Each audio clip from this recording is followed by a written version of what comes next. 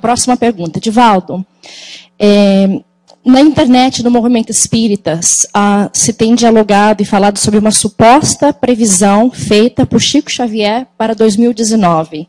Qual a sua opinião sobre isso? Obrigada. Vou dar a minha opinião.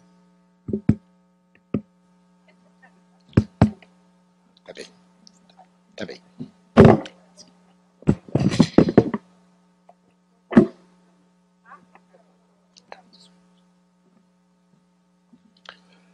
Eu tive a oportunidade de conhecer Chico Xavier por mais de 40 anos.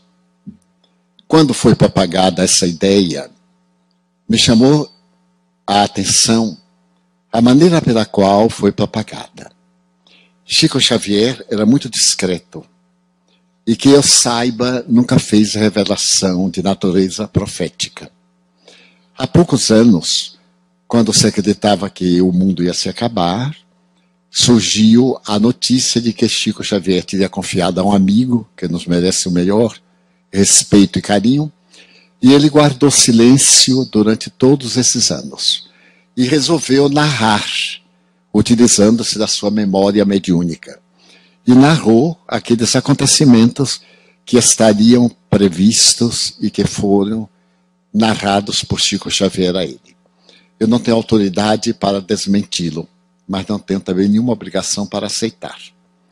Eu uso a lógica e a razão da doutrina espírita. A mim não me parece que o espírito da estirpe de Emmanuel fizesse previsões com datas marcadas. Porque todas essas previsões proféticas são muito relativas.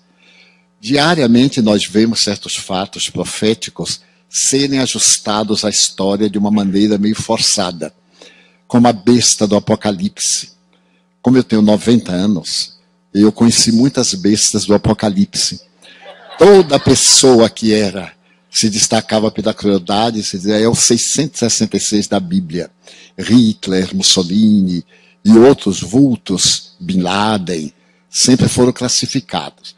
E no caso das célebres profecias de Nostradamus, que são impressionantes, traduzidas e adaptadas, a gente tem que fazer uma forcinha para que dê. Porque tudo depende do nosso livre-arbítrio. Se, por exemplo, eu estou na estrada do mal, como Saulo de Tarso, a previsão era que este homem cruel ia destruir o cristianismo primitivo. Mas Jesus tinha outros planos. E quando ele vai para Damasco para destruir a vida de Ananias, o Cristo lhe aparece. E a história da humanidade é recontada. Aquele algoz dos cristãos passa a ser vítima dos algozes judeus.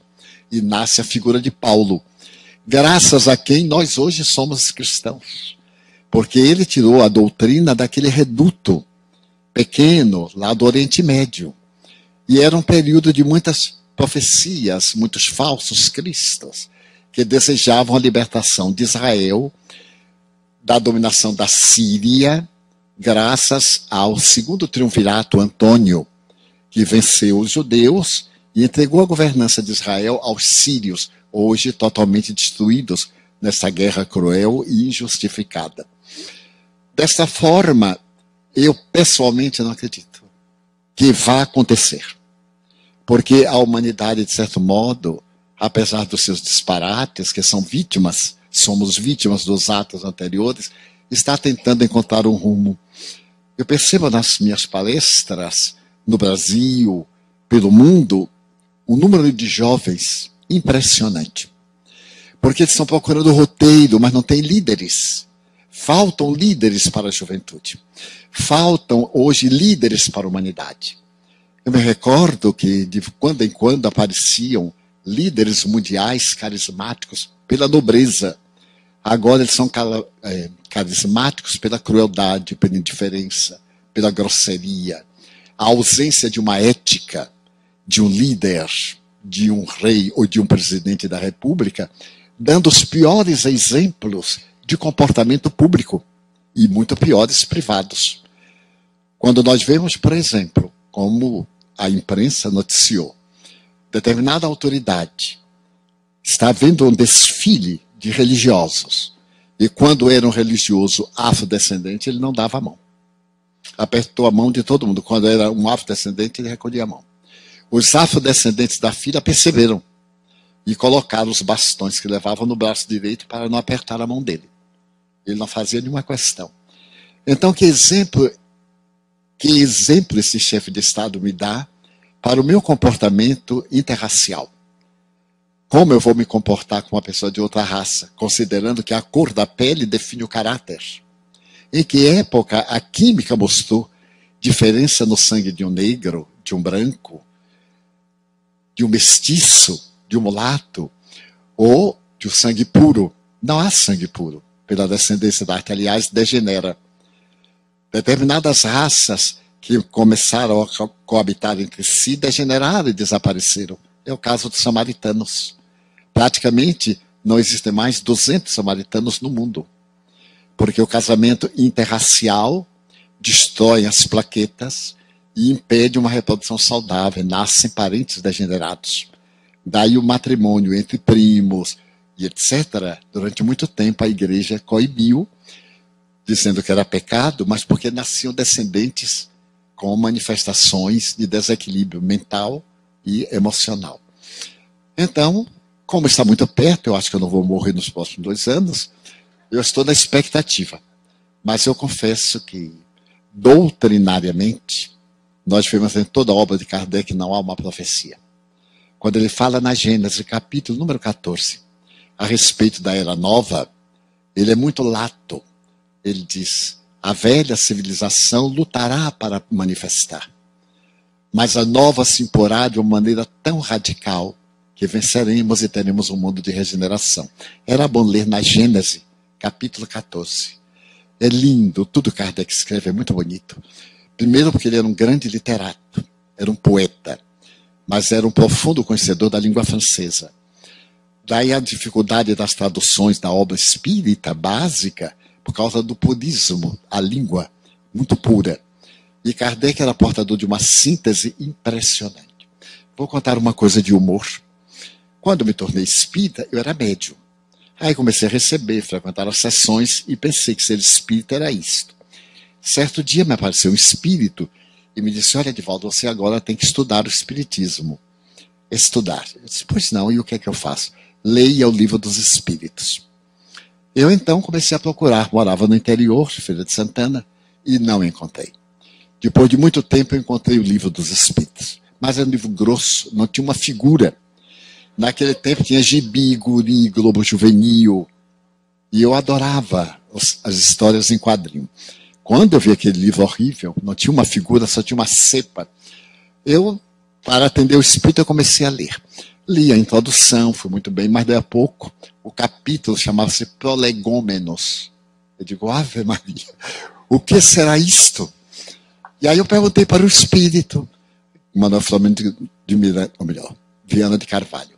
Meu irmão, que são prolegômenos, eles compram dicionário. Porque o espiritismo é doutrina também de conhecimento. E eu comprei um dicionário. Quando eu fui olhar, não tinha a palavra. Eu disse para o espírito, mas olha, não tem a palavra. Será que ela existe? Aí eu fui olhar a edição francesa, era prolegômeno. Então existia. O espírito me disse, agora você primeiro leia a palavra e compra o dicionário depois. Por fim eu descobri o que era prolegômeno, que eu não vou dizer o que é. Mas é bom dizer, né? É introdução, é prefácio, primeiras palavras. Mas aí, em 2 meses eu li o livro. Quer dizer, fui saltando, aquela letrinha miúda, horrível. Fui saltando. Muito bem. Quando eu terminei, eu perguntei ao espírito, e agora, que livro eu leio? Agora leia de novo o Livro dos Espíritos. Aí eu li por uma questão de honra. E achei Kardec simpático. Mas engraçado, ele fazia perguntas que eu tinha perguntas. Ele era tão inteligente quanto eu. Não era o contrário. Aí demorei mais de 1 ano. Memorizei algumas e disse ao espírito, olha, agora eu já li, o que é que eu leio? Estude o Livro dos Espíritos. Se você completar 100 anos lendo o Livro dos Espíritos, você vai notar que é sempre novo. E eu disse comigo, que espírito fanático. 100 anos. Ele disse, aí tem tudo que a humanidade deve conhecer. Eu digo, nossa, deve ser muçulmano. Por quê? Quando eu proferi minha primeira palestra numa universidade, foi na formatura de médicos. da Faculdade de Medicina de Salvador.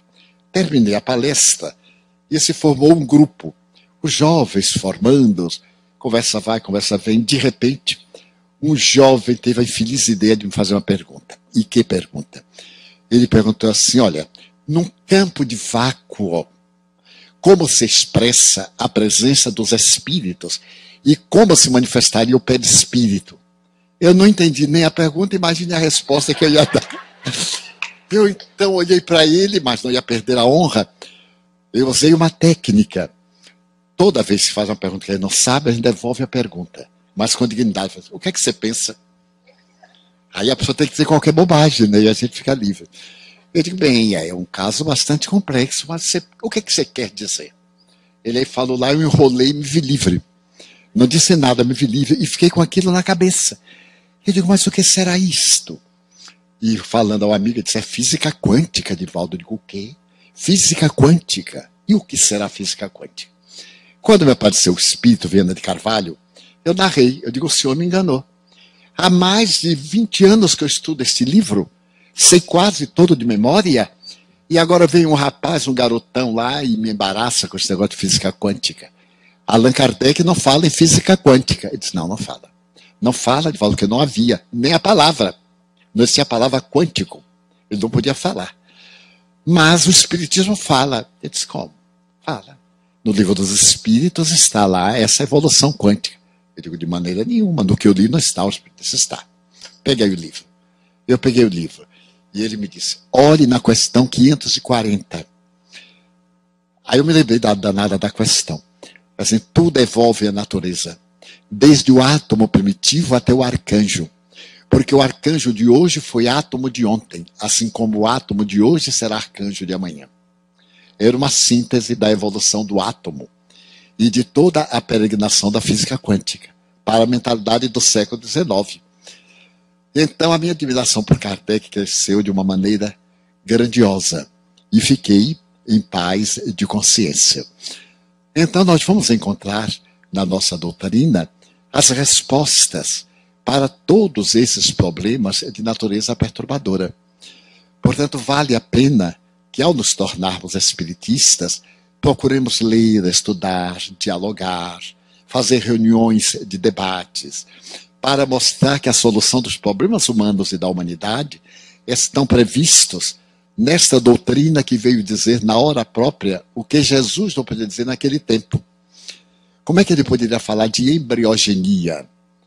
Como ele poderia fazer abordagens com um dialeto? Ele falava um dialeto de palavras reduzidas. Na língua portuguesa, somente os verbos da primeira conjugação, cujo exemplo é amar, nós temos 10.000 verbos. No dialeto que ele falava, não existem 10.000 substantivos. Daí a mesma palavra era usada com várias significações. E as significações eram entonação verbal, porque não havia praticamente a escrita. A escrita era privilégio de alguns. Daí muitas vezes nós vemos, e aquele que não odiar pai e mãe não será digno de mim. Amai a vosso pai e a vossa mãe. Está errado, tem um paradoxo. É que o verbo odiar é também gostar menos e não detestar. É como a palavra manga na língua portuguesa. A manga do casaco. A manga fruta. A manga de capim. A manga de zombaria, o verbo mangar. Eu estou mangando de você, estou zombando. Tem 5 significados. Então a gente só vai entender pela frase. Nunca poderá entender verbal, literalmente, por causa da sua amplitude. Dessa forma, nós podemos constatar que o Espiritismo veio como consolador para realmente libertar-nos da ignorância.